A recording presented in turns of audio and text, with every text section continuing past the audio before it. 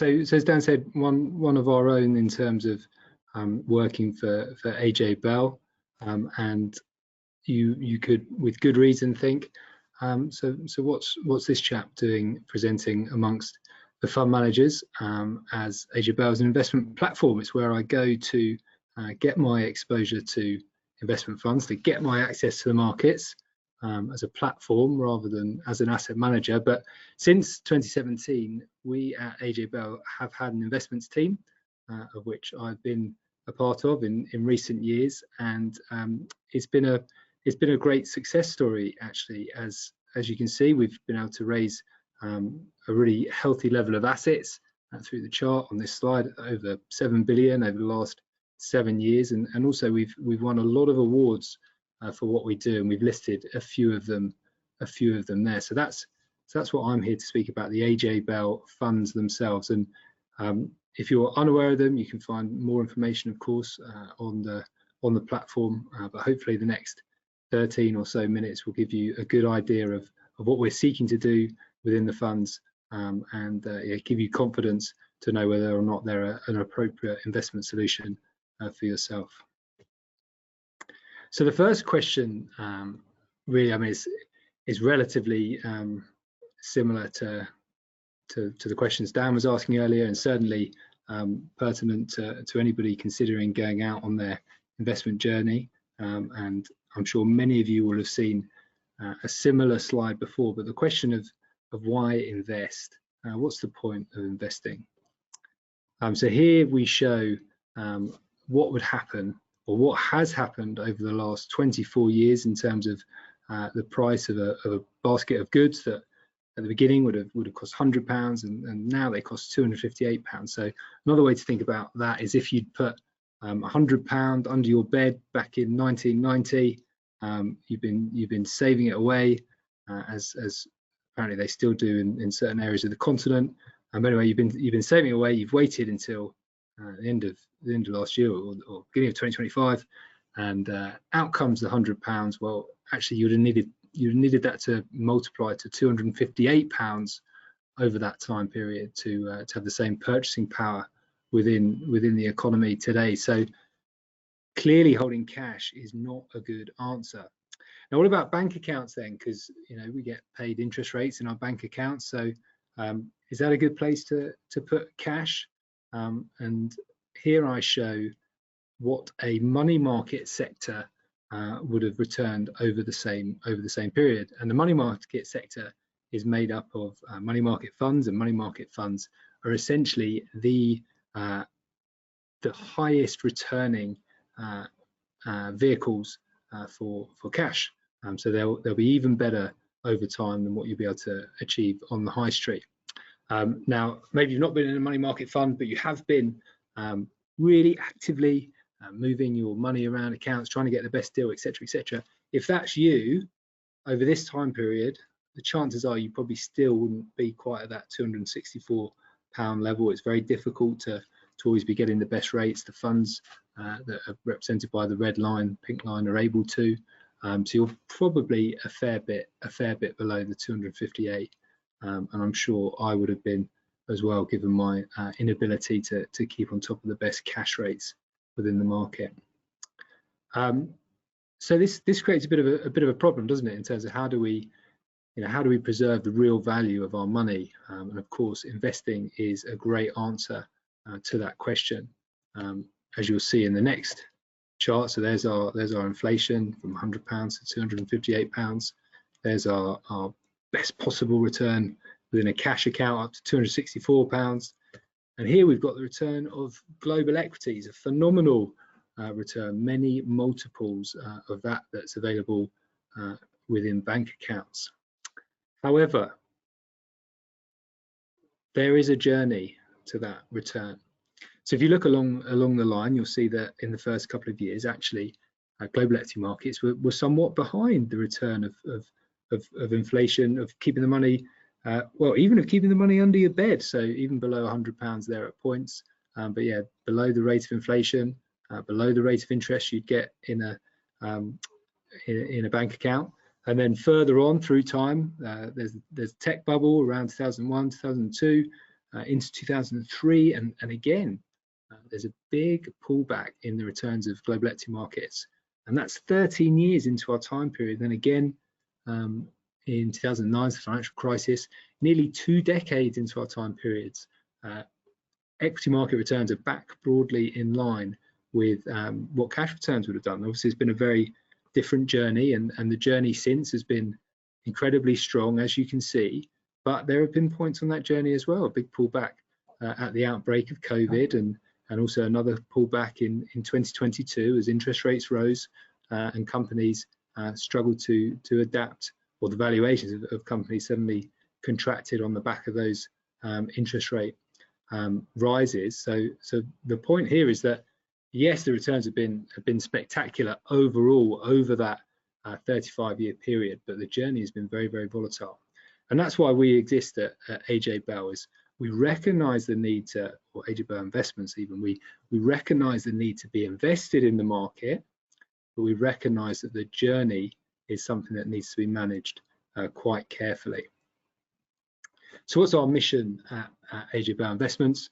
Well, put very, very simply, our mission is to make our investors, when it comes to investing, look a little bit like this chap on screen here. He's got his feet up, he's enjoying the view, he's got his book collection underneath, and maybe he's got time to read and enjoy his books because he's not stressing over the market returns day to day, week to week, that otherwise he might be if he was trying to run his portfolios entirely by himself.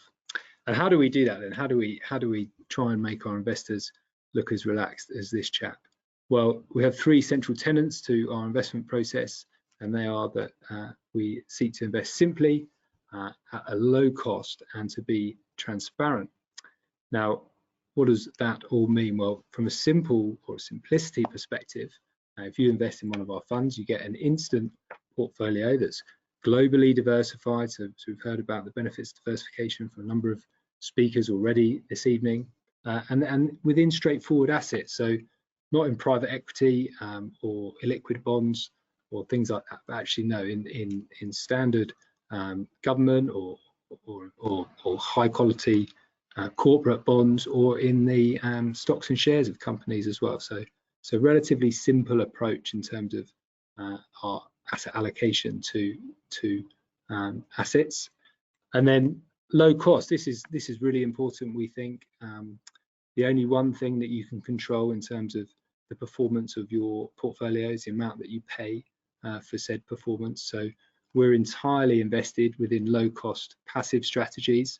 Now, Dan actually outlined a little bit about passive strategies earlier, and if you were out in the market, there is a whole range of passive funds that you could get access from, and their costs can range anywhere from 1% per annum all the way to just a few basis points. So 0.03 we have for one of our passive funds.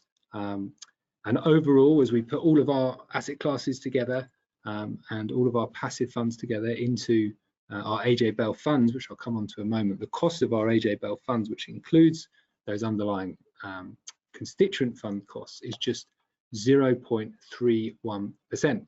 Now, what is 0.31%? Well, if you gave us £1,000 to manage for you, how much would that cost you on an annual basis? £3.10. The price of a coffee, or if you live near where I live, actually less than a coffee these days. So this is what we're committed to: simple, low cost, and transparent portfolios. And what do we mean by transparent? Well, you can go on our website anytime. You'll see a full breakdown of what's in the portfolio, and we send out regular communications, predominantly via video. We find that a really effective way of communicating what we're doing in portfolios that you can access at any time. And how do we apply these? Well, there's actually a whole range of choice for you to invest in. Maybe think, okay, Paul, this sounds good. What's the fund? Well, actually, there's 9 of them. We have 6 funds that are focused on capital growth. Now, there's different ranges of risk tolerance within each of these funds. So from a more conservative approach to capital growth, right up to a racier approach, and we'll come into the names of those shortly. We also have a couple of income funds. So these funds are also trying to deliver an equivalent level of growth to some of the growth funds, but they'll do so while paying out an annual income. And actually the income payments of these income funds, whilst they pay out 3 to 5% annually, the actual payments are on a monthly basis. And we've done a piece of work to ensure that for most of the months of the year, the 11 months of the year before a balancing payment, that those payments are broadly equal as well, to help investors with their cash flow planning. So if they need money from their funds for whatever reason through the year. Finally, then we have a responsible growth fund as well. This fund is seeking to invest in those companies that are managing their environmental, social, and governance risks to a greater extent than the broader market. So what's our focus then? I mean, I've told you about what our philosophy is, the funds that we have, but what are we doing? And what we're really doing is, well, certainly not stock picking. It's about asset allocation. It's about, at the highest level, picking the right amount of equities and cash and bonds to deliver a smooth journey over time. Remember that chart at the beginning, and we saw the volatility of equity markets. We're trying to avoid a lot of that volatility, but give that same great investment outcome, but with a smoother profile. So how do we do that? A big part of how we do that is we try to avoid listening to the market noise. Now, whether it's the tariff noise that we're hearing this week, or the pullback in some of the Magnificent Seven stocks and the like, we're trying to look through all of that kind of shorter term noise and remember that market returns, when looked at over the long time, are a lot more predictable and reliable than the shorter term noise and expectations around returns from all the various assets that we hold within our portfolios. So we're long term, we're trying to avoid market noise, and as I say, we're diversified. We've got this mix of equities and bonds, and as we invest in passive funds, we've got thousands of companies, both on the equity side, so the stocks and shares that we hold within the companies, also on the bond side, so the debt instruments that we hold of governments and companies. Another slide on diversification here. So this is we think diversification is an investor's best friend. It gives that smooth journey that we're after, and you'll see within that equity bond split, you've got lots of different regions of equities. You've got UK equities, you've got various other equity regions across the world, so whether it be Japan, Europe, Asia Pacific, emerging markets, or the US. And then also on the bond side, we've got bonds that are denominated or issued in pound sterling, or global government or global bonds as well. And there's some additional diversification benefits that are available from a currency perspective in those non-sterling assets too. We're holding government bonds, we're holding corporate bonds of the highest quality corporates or companies, and also some lower quality companies as well. But the point with diversification is that if anything goes wrong in any of those equities or any of those debt instruments, those bonds, it really makes very little impact on the overall fund, because the overall fund is based on the diversification, modeling what we think are the returns that can be delivered in the various asset classes, and then picking an appropriate exposure between all of those to give the smoothest investment journey over time. So here we are. Here we have our 6 levels of risk. You'll see our income funds come in at levels 3 and 5, as they're trying to deliver a commensurate level of risk to those funds.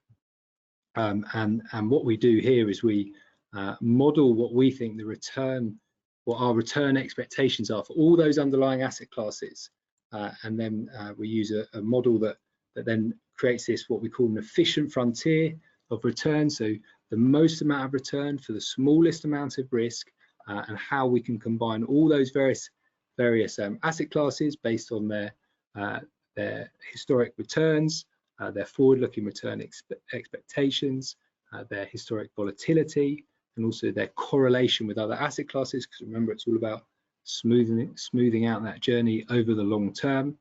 And anyway, doing that at these 6 different risk levels, allows us to create different exposures for each of the funds, so that as you move up the risk spectrum, you should be getting more returns over time, but for a commensurately higher level of risk. And we think this is really important for investors. Going back to what Dan said right at the outset of our videos, in terms of tonight's videos, in terms of what are investors looking for in their returns. Those with a long-term horizon who need the most amount of growth, well, head out to the far right spectrum. Those with a short-term horizon who are more interested in capital stability, then come down to the left of the spectrum here. Also worth saying, we do make some tactical decisions, so it's not just the output of a model. Where we think that there's a big opportunity within markets that just isn't being priced effectively, then we do overlays. So at the moment, we have a position within the portfolios where we stepped away from the large mega caps in the US, which has worked very well for us over the year to date with the volatility there, and also in some other examples of that working well. In 2020, we put on a position within the energy sector when the oil price was right down on its knees, and that worked very well. And also we reduced our government bond risk just before interest rates rose in 2022, which worked very well for us too. And here's the evidence of it working well for us. So these are our 6 funds by risk rating. As you can see, they map that kind of efficient frontier that we're aiming for, at least from a positional perspective. On a chart, you'll see that they have also outperformed their respective peer groups, so the other funds that are trying to do similar things. As you'll see that each of our funds are up, i.e. returning more, and to the less, i.e. delivering a reduced volatility profile, so making a smoother journey than other players in the market or other funds in the market.